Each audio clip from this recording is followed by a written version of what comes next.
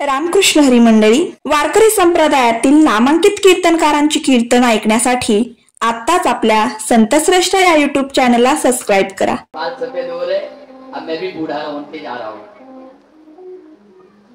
काय सांगत होतो?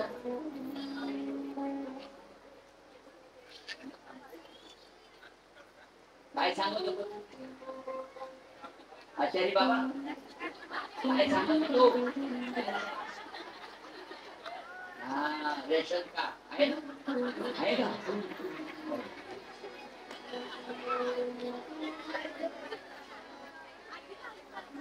हर हर महादेव असं बोलत जा, म्हणजे मला वाटेल की तुम्ही काय झोपी गेल्यात, मग मला जमणार ना।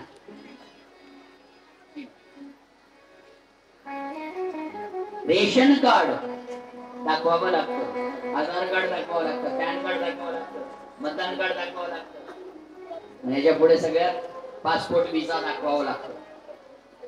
तेव्हा तुम्हाला परमिशन मिळते। तेव्हा काही तुम्हाला घ्यायचं असेल, कुठे जायचं असेल तर तुम्हाला मार्ग मोकळा होतो।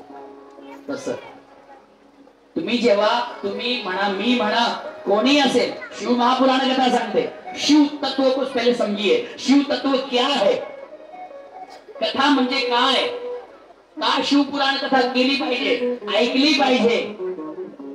फक्त मंडपात बसल्याने काय होत, सगळी माहिती तुम्हाला मिळेल। आपली ज्यावेळेस मृत्यू होते तो अनुभव तुम्हाला आला असेल, त्यावेळेस आपल्याला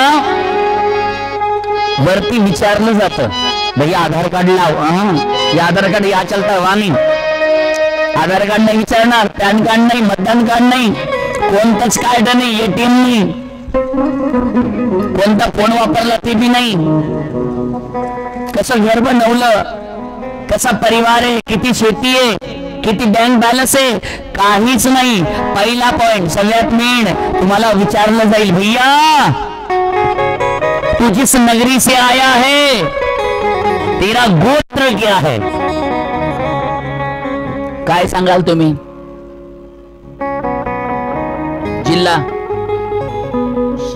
धाराशिव हे सांगणार, तालुका उमरगा हे सांगणार, गोत्र विचारलं जाईल। म्हणून शिव महापुराण कथेमध्ये वर्णन आहे, ज्या संतांनी आपल्याला जन्म घातलाय, 10 मुख्य संत आहे, उद्या कथा येईल तुम्हाला सांगेल, ज्या संतांद्वारा आपला जन्म झालाय, म्हणून आपल्याला अगोदर गोत्र विचारलं जाईल, तरच तुम्हाला वैकुंठात परमिशन मिळेल। पितृलोकामधून तुम्हाला मुक्ती मिळेल, नाही तर मुक्ती मिळणार नाही। म्हणून पहिले देवता गणपती, तिची पूजा केली पाहिजे। दुसरे देवता शंकर भगवान। पिंड मध्ये आणि मूर्तीमध्ये अंतर आहे, लक्षात ठेवा, ही मूर्ती आहे, पिंड नाही। मूर्ती आणि पिंड मध्ये अंतर काय सांगेल, म्हणून शंकर भगवंताची पूजा। तिसरा नंबर आपली कुलदैवत देवीची पूजा। चौथा नंबर नारायण भगवंताची पूजा, विष्णू भगवंताची पूजा, म्हणजे विष्णू सोबत लक्ष्मी येतेच। आणि पाचवी सूर्य भगवंताची पूजा। मॉनिटर खोला ना सर थोडासा। सूर्य भगवंताला रोज अर्घ्य दिलं पाहिजे। म्हणतात सूर्य भगवंताला अर्घ्य दिल्याने आपले जे घुटणे असतात ना, गुडघे, कधीही दुखत नाही सूर्य भगवंताला अर्घ्य दिल्याने। आणि एक बता देते हम आपको,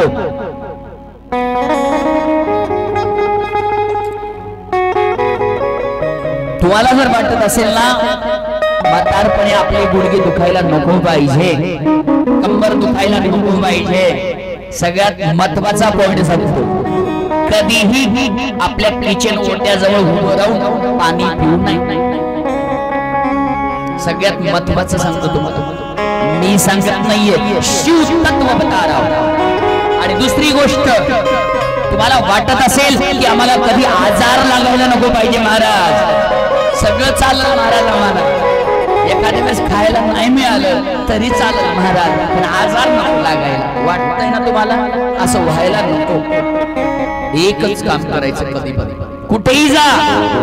तुम्ही म्हणाल की आम्हाला कधी आजार लागायला नको, आमचं शरीर कधी थकायला थकणं वेगळं, आजार लागून थकणं वेगळं. आता या आमच्या माऊल्या बसल्या 3-3 तास बसतील, काहीच होणार नाही. आत्ताचे लेकरूला बसवा 2 तास मी शांत बसणार नाही. वाटत असेल ना तुम्हाला कधी आपल्या शरीराला आजार लागायला नको, आपले गुडघे कधी दुखायला नको, आपला कंबर कधी दुखायला नको, तर एकच काम करा आजपासून. जेवणाला तुम्ही ज्यावेळेस बसाल ना, मी नाही सांगत आहे, शिव महापुराण कथा शिव तत्व बता रहा है. जेवण करताना पाणी आपल्या हाताने भरून ठेवा. तेव्हा तुम्ही जेवायला बसताना, बरेच जण जेवायला बसतात, हे पाणी बोलते ना, पाणी ते तुम्हाला बंद करावं लागेल. आमच्या माऊल्या तर खुश झाल्या अशा, देवा एक काम तर वाचवा.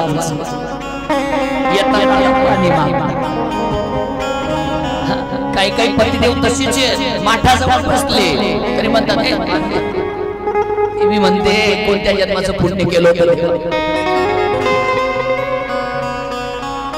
पण हे खरं सांगतो तुम्हाला, शिव तत्व घेताय तुम्ही, फक्त 6 महिने करून बघा.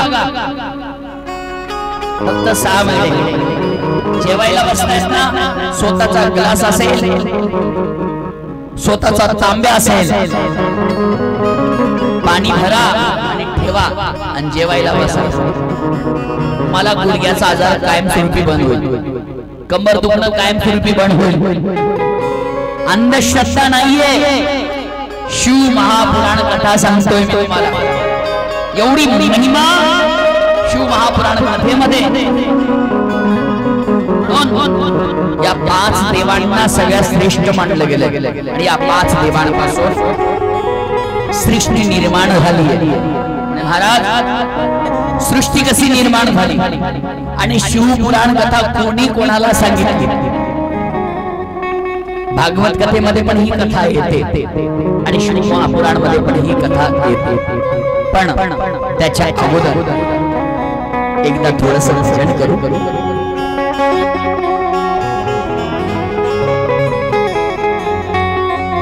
कैलास के निवासी मम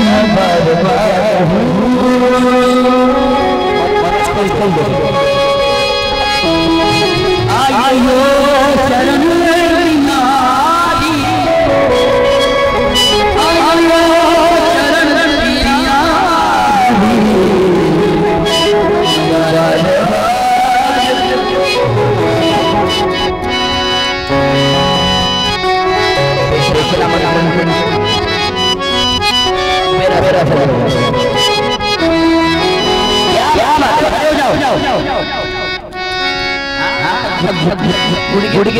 कमी होत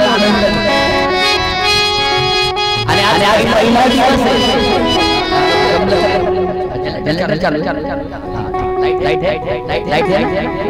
नहीं लाइट आ गया तो ये भी लगा देगा. क्या अंधेरा घर नीचे पहिला दिवस आणि तुम्ही घर जोडा. 12 वर्षाची तपस्या पूर्ण होते. ते संतांद्वारे असेल किंवा खरखाद्वारे असेल. म्हणून सगळ्यांनी आनंद घ्यायचा, बोलायचे, नाचायचे. नाही नाचला शेजाराची शेजारी कोणी बघून या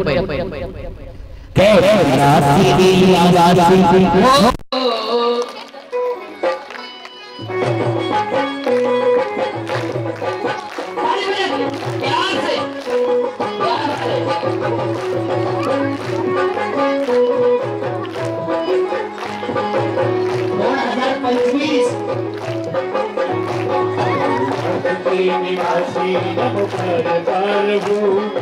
कर पारगु आयो शरण तिहारी बोलो तार तार को वासी तब पार पार हो आयो करण तिहारी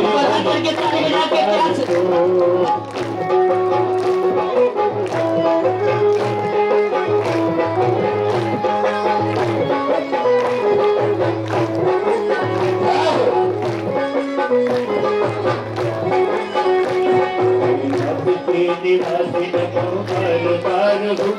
नमो पार पार हो आयो शरण तिहारी बोलो तार तार को आयो शरण तिहारी बोलो तार तार को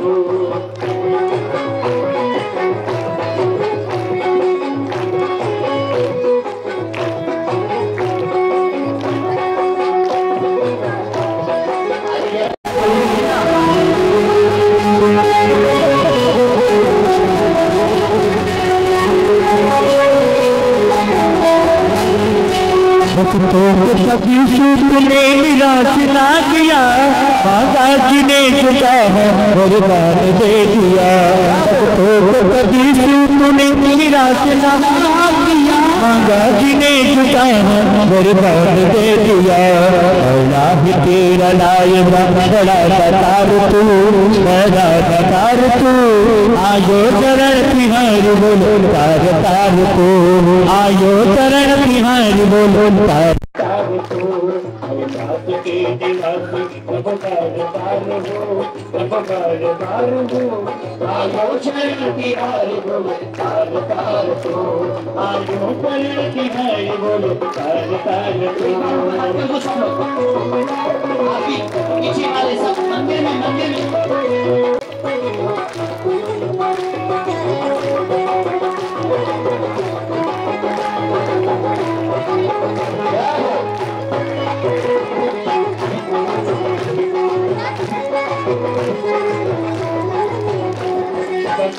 क्या करूं मेरा कुबेर का बबूती में सदा कुबेर का गंगाधार मोतीलाल ओंकार तू गंगाधार मोतीलाल ओंकार तू आयो चरण तिहारी बोलो तार तार को आयो चरण तिहारी बोलो तार तार को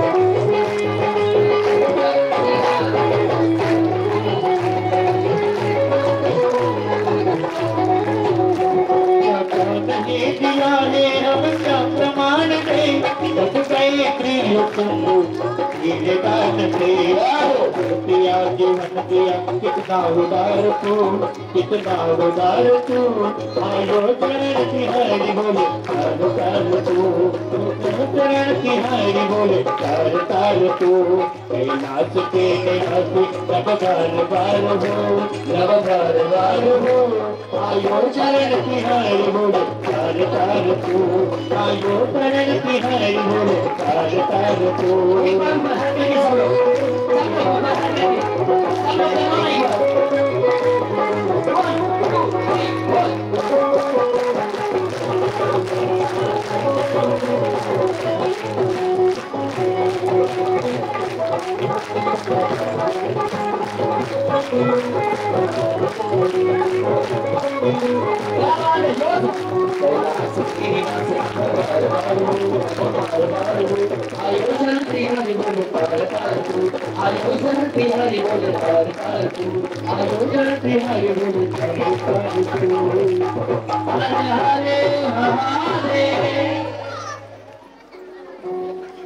कैलाश के निवास नमो बार बार नमो बार बार आयो शरण तिहारी प्रभु तार तार आयो शरण तिहारी प्रभु करतार तू।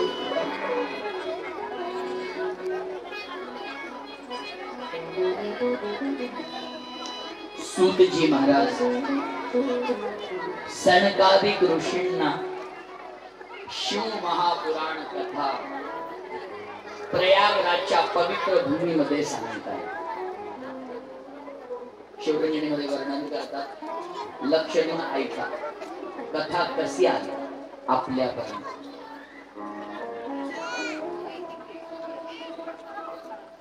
हिमालयमध्ये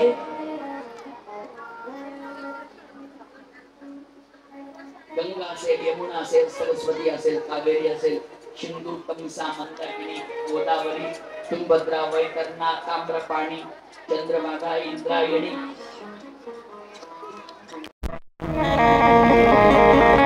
नर्मदा, सगळ्या नद्या तुम्हाला हिमालयामध्ये बघायला मिळतील। लक्षात नाही शिवपुराण हिमालयामध्ये 88,000 आणि तपस्या करत असताना त्यांच्या मनाला शांती, सकून, आनंद, तपस्या करतात पण मन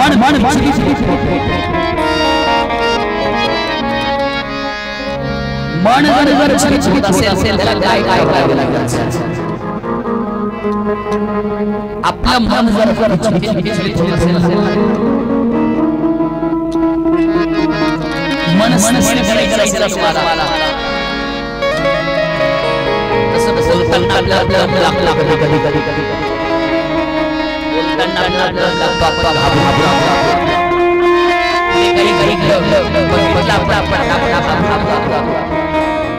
कारण मन नाही तुम्ही काय सकाळी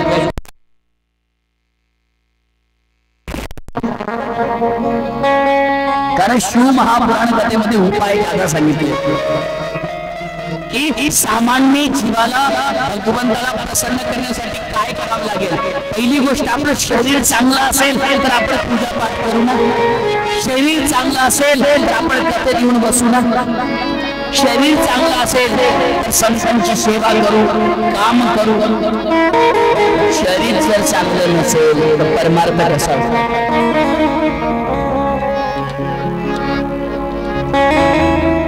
सकाळी उठले ना तुम्हाला वाटतं ना मन स्थिर राहावं। पहिली गोष्ट, उठल्याबरोबर 100 पाऊल उलट चालायचं, सीधं नाही।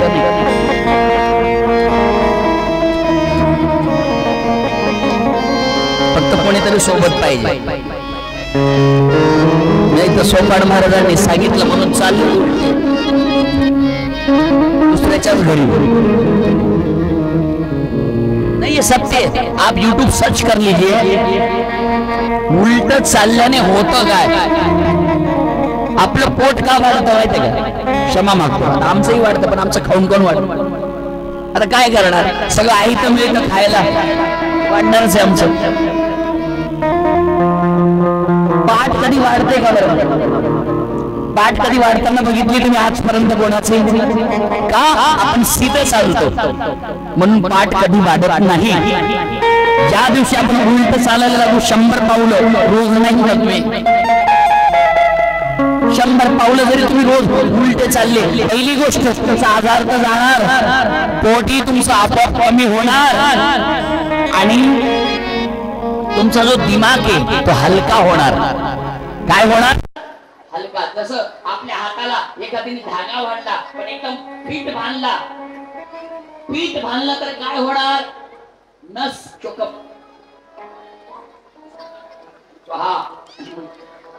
होत आले। बरेच लहान मुलं लबर असतो ना, लबर लावून घेतात, पण पीठ बांधून घेतात। नस म्हणजे रक्त पुरवठा बंद पडतो, रक्त पुरवठा बंद पडतो, हे सत्य घटना सांगतोय तुम्हाला। त्याच्यामुळे रक्तपुरवठा बंद पडल्यामुळे मृत्यू होऊ शकतो, तर ते रक्त मेंदूपर्यंत पोहोचत नाही. म्हणून पहिली गोष्ट, तुम्हाला जर मन स्थिर करायचं असेल, 100 पावलं का होईना सकाळी उलट चला, बघत चला, थोडं मागे बघू शकता तुम्ही, पोट आपोआप कमी होईल. पहिली गोष्ट, रोगही कमी होईल. दुसरी गोष्ट, तुमचं मन, जे मन आहे ना, मन मेंदूला जे टच आहे, मन ते स्थिर होईल, हलकं होईल. आणि त्यानंतर आल्याबरोबर तुम्ही फक्त 10 मिनिटं मोजून कोणताच मंत्र जप करू नका.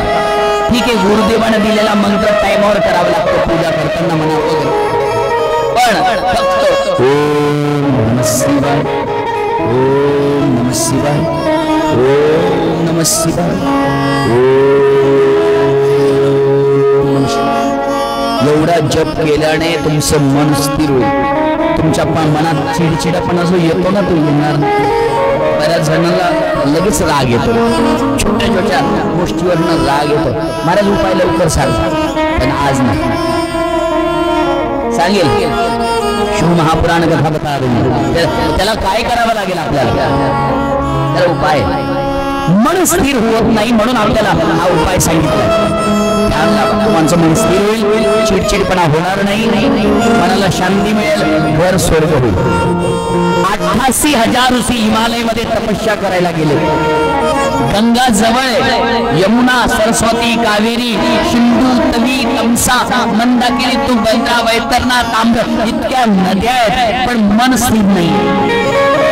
ध्यान लावताय, ध्यान लागत नाही. काय करणार? सगळे साधू महात्मा एकत्र आले आणि सगळे साधू एकत्रित आले आणि आल्यानंतर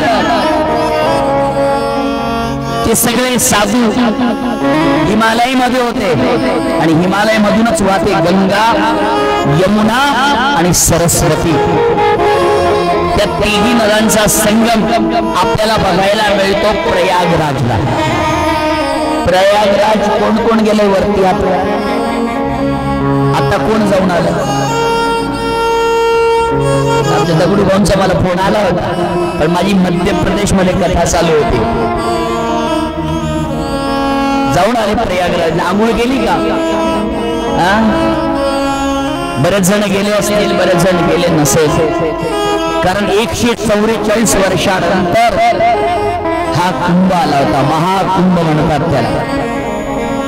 आता आपल्याला बघायला भेटणार नाही. मिळेल अर्ध कुंभ, कुंभ मिळेल, महाकुंभ बघायला मिळणार नाही. आणि त्याच महाकुंभामध्ये, त्याच पर्वणीमध्ये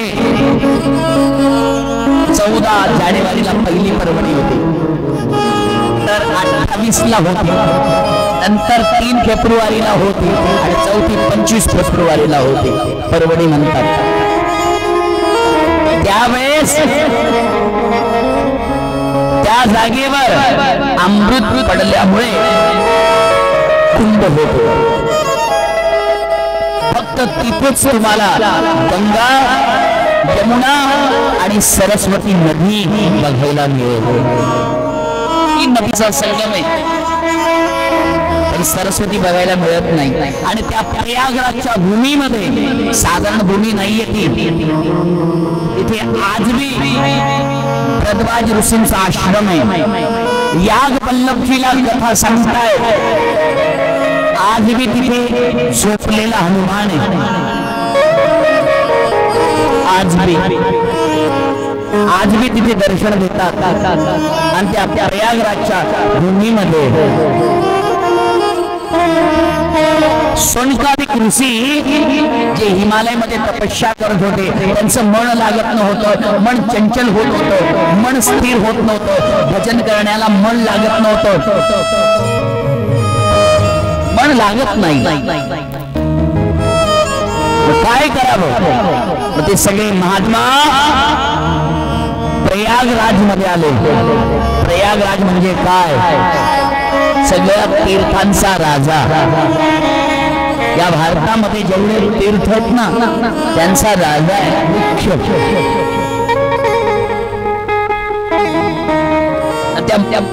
प्रयागराज तीर्थांचा राजा आहे आणि त्या ठिकाणी सोनकादिक ऋषी आले. त्यांचं मन स्थिर झालं. बघा जागेचा प्रभाव असतो. मन स्थिर झालं. मनाला वाटलं की इथे बसून परमार्थ करावा, इथे बसून ध्यान योग साधना करावी, इथे बसून कीर्तन करावं. तुम्ही जर हॉस्पिटलमध्ये गेले ना, पहिली गोष्ट हॉस्पिटलमध्ये गेल्यावर तुमची बुद्धी आपोआप खराब होते.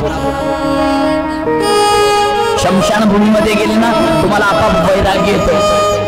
कोणी जर वारला, बघा तुम्ही, वारल्याबरोबर आपली बुद्धी तेवढ्या वेळेसाठी बदलते. अरे बापरे, आपल्याला आता भजन करायचं बाबा, आता वाईट करायचं नाहीये, आपण असंच मरून जाऊ. तेवढ्या पुढे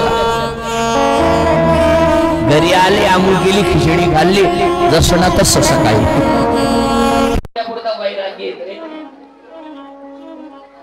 तुम्ही ज्या मंडपात बसलेत हे मंडप भक्तीचं मंडप आहे, साधनेचं मंडप आहे, कीर्तनाचं मंडप आहे, शिव महापुराण कथेचं मंडप आहे. इथे तुमच्या मनामध्ये चांगलाच विचार येणार, वाईट विचार येणारच नाही. प्रत्येकाला वाटेल, लहान असेल मोठा असेल, आपण भक्ती करावी, आपणही कीर्तन करावं, आपणही ध्यान लावावं. असाच एक मंडप असतो लग्नाचा. तिथं बसल्याबरोबर नवरदेव नवरीला बघितल्यावर काही काही मुली म्हणतात, अगं बाई असा नवरा भेटावा. काही काही म्हणतात आमच्या लग्नात भेटलं पण आता दुःखीच. खरं सांगा, तिथे भजन करायची इच्छा होईल का तुमची? कारण तुमच्या डोळ्यासमोर लग्न दिसतंय. तुम्हाला तुमच्या डोळ्यासमोर लग्न दिसल्याबरोबर तुमचा विचार तिथेच पोहोचेल, तुमच्या लग्नापर्यंत पोहोचेल, तुमच्या मुलांपर्यंत पोहोचेल, तुमच्या संसारापर्यंत पोहोचेल, तुमच्या नातेवाईक पर्यंत पोहोचेल. तुमच्या विचार बदलेल. जागा बदलल्यावर, मंदिरात गेल्यावर तुम्हाला वाटेल की अरे अर्धा तास का मी पूजा केली पाहिजे. कथेत बसल्यावर वाटतंय ध्यान केलं पाहिजे, आपणही शिवपुराण वाचलं पाहिजे. महाराजजी सांगतात ते खरंय की खोटंय याचा विचार आपण केला पाहिजे. प्रयागराजच्या भूमीमध्ये बसल्याबरोबर माणसाचं मन परिवर्तन होतं. काय होतं? परिवर्तन. तुम्ही जर वृंदावन मध्ये गेलात ना, तुम्हाला असं वाटेल की मी घरच्यांवर प्रेम करावं, मी लेकरांवर प्रेम करावं, मीही प्रेमाने बोलावं, मीही प्रेमाने वागावं. आपोआप. आणि याच्या पुढे सांगू, तुम्ही कुरुक्षेत्राच्या भूमीमध्ये जाऊन बघा.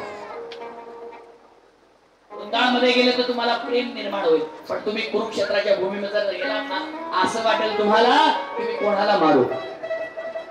चिडचिडा पण आपोआप येईल, तुम्हाला सांगायची गरज नाही. तसं प्रयागराजची भूमी, प्रयागराज मध्ये गेल्याबरोबर का तिथे त्रिवेणी संगम आहे. गंगा आपल्याला शांत करते, ज्ञानाने आपल्याला शांत करते.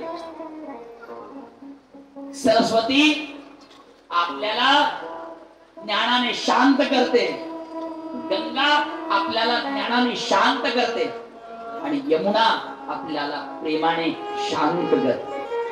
किती चिडचिडा व्यक्ती असू द्या, प्रयागराज मध्ये जर गेला तर तो शांत होतो. आणि या प्रयागराजच्या भूमीमध्ये सनकादिक ऋषी पोहोचले. सनकादिक ऋषी पोहोचल्याबरोबर त्या पवित्र नगरीमध्ये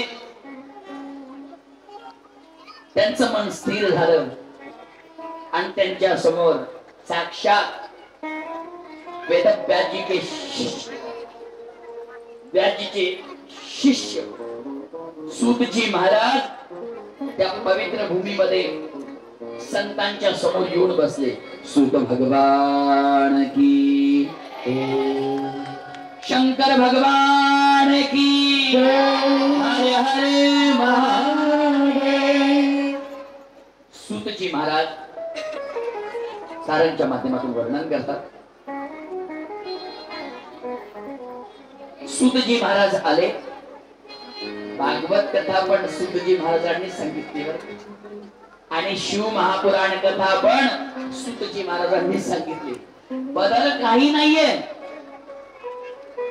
शिव महापुराण कथा जरी ऐकली भागवत कथेमध्ये तीच कथा येते तृतीय स्कंद मध्ये. राम कथा पण भागवत कथेमध्ये येते. एवढाच अंतर आहे. थोड्या कथा वेगळा भाव मांडलाय.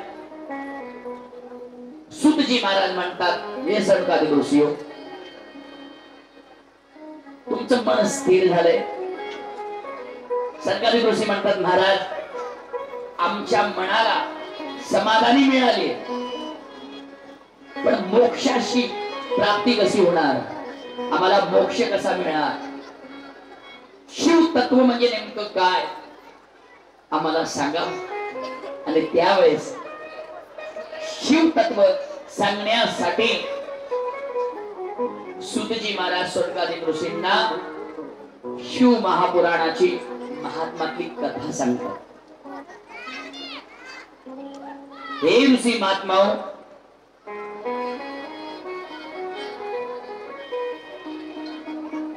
शंकर भगवंताला ज्यावेळेस तुम्ही पूजा करता तर आपलं मस्तक शंकर भगवंताच्या पिंडीला लागलं गेलं पाहिजे. सगळे देवता आपलं मरण लिहू शकतात, पण कोणीही आपलं मरण टाळू शकत नाही. आपलं मरण कोणी टाळू शकत नाही. अरे प्रभू रामचंद्र भगवंताला जावं लागलं, ब्रह्मदेवाला जावं लागतं, राजा महाराजा संतांना जावं लागतं, तर देवता लिवता तसं आपल्याला मरावं लागतं, मरणार. पण शंकर भगवंताला भोलेनाथच्या पिंडीला जर आपण मस्तक लावलं तर आपलं मरण टळू शकतं. 100% गॅरंटी आपलं मरण टळू शकतं. म्हणून शिव महापुराण कथा तत्व का कथा सांगितली. 4 प्रश्न केले शिव महापुराण कथेमध्ये. सूतजी म्हणतात, ऋषीओ, एक पवित्र नगरी होती. महाराज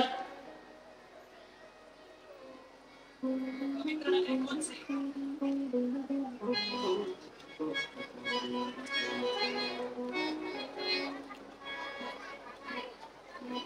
वाक्यल्य नावाचं गाव. आणि वाक्यल्य नावाचं गाव आणि त्या गावामध्ये बघा शिव महापुराणाची पहिली कथा जसं गोकर्ण उपाख्यान तसं वाक्यल्य नावाचं गाव होत. आणि त्या गावामध्ये बिंदुक नावाचा ब्राह्मण राहत होता. तो बिंदुक नावाचा ब्राह्मण वेद पाठी होता आणि त्याची पत्नी चुंचुला. बिंदुक नावाचा ब्राह्मण आणि त्याची पत्नी चुंचुला. ही कथा ऐकली असेल महापुराण मध्ये, वेगवेगळ्या भावनेने कथा सांगितली. लक्ष देऊन ऐका बघतो.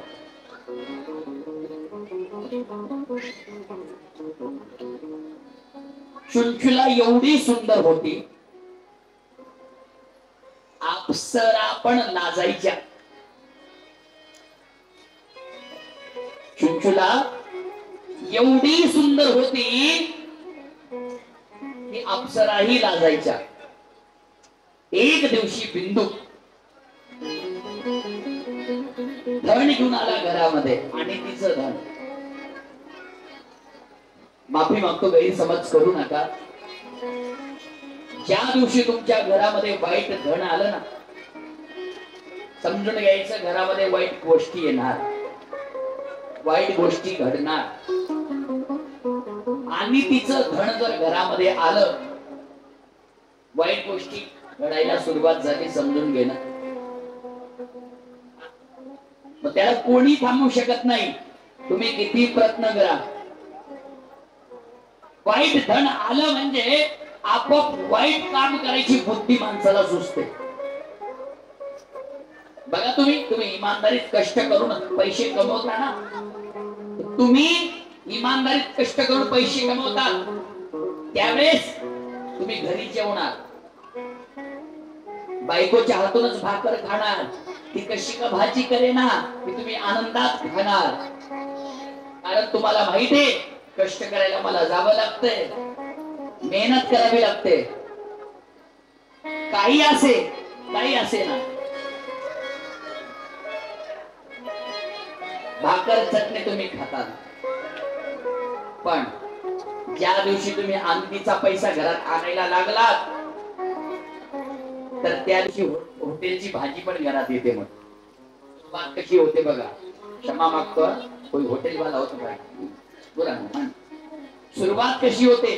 चुलचुल्याच्या जीवनामध्ये कशी कथा आहे, सुरुवात इथून होते. आपल्या घरात वाईट आक्रमण कसा होतो आपल्या घरावर. तुम्ही इमानदारीत कष्ट कराल तर तुम्ही घरीच जेवाल, पण ज्या दिवशी आणि तिचा पैसा आला तर त्या दिवशी तुमच्या बुद्धीत परिणाम केव्हा होतो. चलो भैया आपल्याकडे आज पैसा भरपूर आला, हॉटेलवरनं जेवण मागू, हॉटेलवरनं तुमचं जेवण येईल. जेवण कोणतंच वाईट नसतं, लक्षात घ्या. ते हॉटेलवरचं असो किंवा घरचं असो, फक्त फरक एवढाच आहे, घरामध्ये बनवणारी ती लक्ष्मी असते, बनवणारी ती लक्ष्मी असते. कारण तिला माहिती आहे जेवणारा कोण आहे, माझा पती आहे, माझी मुलं आहे, माझे सासू सासरे, माझा भाऊ असेल, माझी बहीण असेल, वगैरे वगैरे. हॉटेलवरचं जेवण आलं, धन जास्त वाढायला लागलं तर काम वाढायला लागतो, विकार वाढायला लागतो, क्रोध वाढायला लागतो. पैसा वाढला की सगळ्या गोष्टी वाढतात. आणि जर पैसा घरात घुसला, बुरा मत मानना, घर में ज्यादा पैसा घुस गया, गलत पैसा, तो गलत स्त्री भी घर में घुस जाती है. पैसा जर घरात आला आणि तिचा, तर वाईट स्त्री पण घरामध्ये घुसायला टाइम लागत नाही. कारण ती पैशा बरोबरच येते, ती आपल्याला कळत नाही. त्याचे बोलो हर हर महादेव. बिंदू आणि त्याची पत्नी एवढी सुंदर, चुलचुला अप्सरा पण तिला लाजतात, एवढी सुंदर. पण एक दिवशी असं घडलं आणि तिचं धन आलं बिंदूकडे, आणि तिचं धन आल्याबरोबर बुद्धी खराब झाली.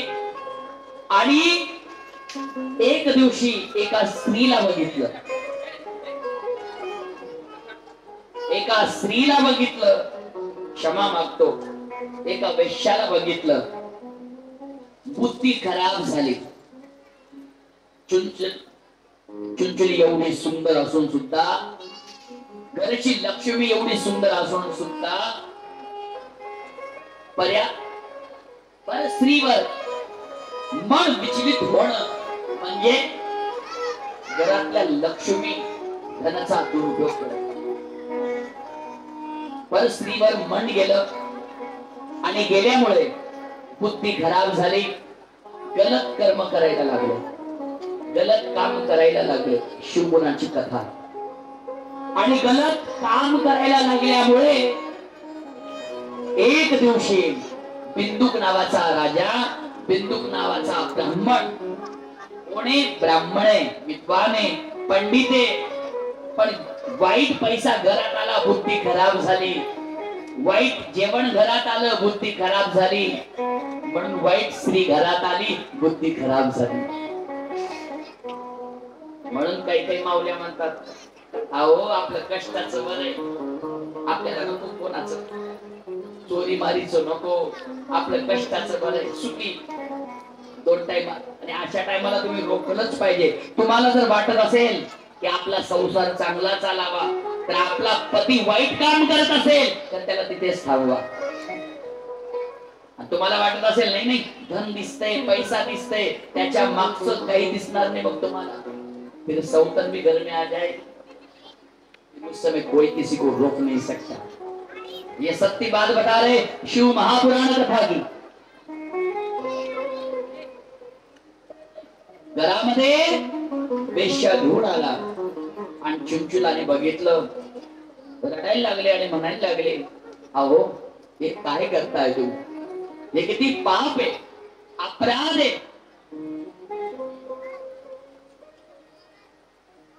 या घरामध्ये तुमची एवढी सुंदर पत्नी असल्यावर पर स्त्रीला तुम्ही घेऊन आलात घरामध्ये, क्षमा मागतो। पण एक गोष्ट सांगतो तुम्हाला, घरच्या पत्नीला तुम्ही 2000चा जरी मोबाईल घेतला तरी तुम्हाला 4दा बोलायला कशाला घेतला, आगावला असताना मला थोडी एवढं बोलायचंय। तुम्ही जसा मोबाईल तिला द्याल तो स्वीकार करेल, ती बोलणार नाही।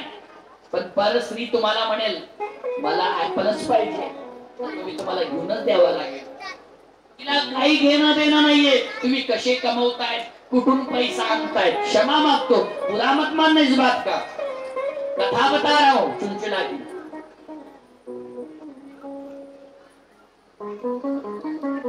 महाराज चुलचुला म्हणते काय करता तुम्ही, पाप करताय। अगं तुला धन पाहिजे, धन घे, मला धन नकोय। त्याच वेळेस चुलचुला निघाली महाराज रागारागाने, क्षमा मागतो। पण त्यावेळेस रागारागाने ती पण निघाली आणि तिलाही एक चार पुरुष दिसला, तिचंही मन परिवर्तन झालं। जाऊ द्या, माझा पती असा ना, मी पण तशी। शिव महापुराण कथा वाचा एकदा, आपण विचार करत नाही कधी। एक माणूस घरातला जर चुकला ना, त्याच्या मागे दुसरे पण चुकत जातात, त्याचा परिणाम पुढे जाऊन आपल्या घराला कलंक लागतो आणि तो आपण स्वीकार केलाच पाहिजे। मायबाप जर मुलांसमोर कधी भांडण करणार नाही ना, मुलांची ताकद नाही तुमच्यासमोर काही बोलून जाईल। तुम्हीच मुलांसमोर पती पत्नी एकमेकांना शिव्या देतात, ते तुम्हाला काही रामराम करेल, पुढे जाऊन तेही तुम्हाला शिव्याच देणार। जैसी करणी वैसी करणी, तसा देश तसा वेश। संत श्रेष्ठ या YouTube चॅनलवरील नवनवीन व्हिडिओज पाहण्यासाठी चॅनलला सबस्क्राईब करायला विसरू नका। शेअर लाईक नक्की करा।